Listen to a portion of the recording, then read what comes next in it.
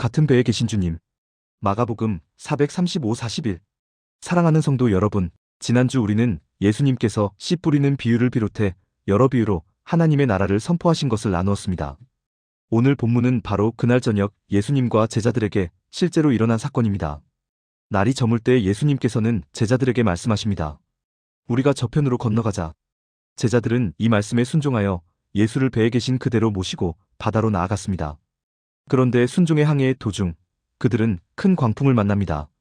바람은 거세고 파도는 배를 덮쳐 물이 가득 차오르는 위급한 상황이 되었습니다. 여러분, 왜 광풍을 만났습니까? 불순종해서가 아닙니다. 오히려 순종했기 때문입니다. 우리는 종종 순종하면 평탄할 것이다라고 생각합니다. 그래서 삶에 풍랑이 오면 내가 뭘 잘못했나? 하며 스스로를 정죄합니다. 그러나 오늘 본문은 분명히 말합니다. 믿는 자의 삶에 찾아오는 고난은 벌이 아니라 우리의 믿음을 자라게 하시는 하나님의 섭리일 수 있습니다. 그런데 더 놀라운 사실이 있습니다. 그 급박한 순간에 예수님은 고물에서 베개를 베고 주무시고 계셨다는 것입니다. 고물은 배의 맨 뒤, 방향을 조종하는 키가 있는 자리입니다. 예수님은 배 안에서 가장 중요한 곳에 계셨고 누구나 볼 수 있는 곳에 계셨습니다. 그런데 제자들은 곧바로 예수님을 깨우지 않습니다. 왜일까요? 아마 이렇게 생각했을 것입니다. 이 정도는 우리가 할 수 있다. 제자들 중 다수는 갈릴리 바다에서 잔뼈가 굵은 어부들이었습니다. 경험과 노하우로 상황을 감당하려 했던 것입니다. 그러나 결국 배에 물이 가득 차고 더 이상 감당할 수 없게 되어서야 예수님을 깨웁니다. 그리고 도움을 구하기보다 원망에 가까운 말을 합니다. 선생님이여, 우리가 죽게 된 것을 돌보지 아니하시나이까. 그때 반전이 일어납니다. 예수님께서 깨어 바람을 꾸짖으시며 바다를 향해 말씀하십니다. 잠잠하라, 고요하라. 그러자 바람이 그치고 바다는 아주 잔잔해졌습니다. 그리고 예수님께서 제자들에게 물으십니다. 어찌하여 이렇게 무서워하느냐? 어찌 믿음이 없느냐?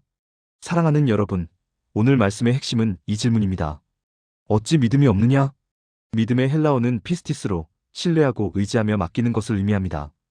예수님께서 말씀하신 믿음 없음은 주님이 함께 계심에도 그분을 신뢰하지 못하는 모습입니다. 제자들은 예수님보다 상황을 더 크게 보았습니다.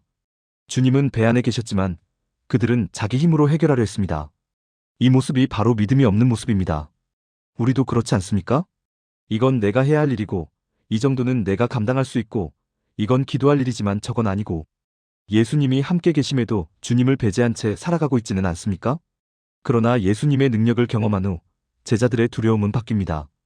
그들은 더 이상 바람과 바다를 무서워하지 않고 예수님을 향한 거룩한 두려움, 곧 경외함을 갖게 됩니다. 세상에 대한 두려움이 하나님을 향한 경외로 바뀐 것입니다. 그리고 제자들은 묻습니다.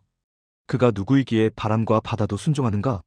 이 질문은 예수님을 아직 온전히 알지 못했다는 고백입니다. 선생으로는 알았지만 창조주 하나님으로는 아직 알지 못했던 것입니다. 사랑하는 여러분, 우리가 믿는 예수님은 바람과 바다까지 다스리시는 전능하신 하나님이십니다.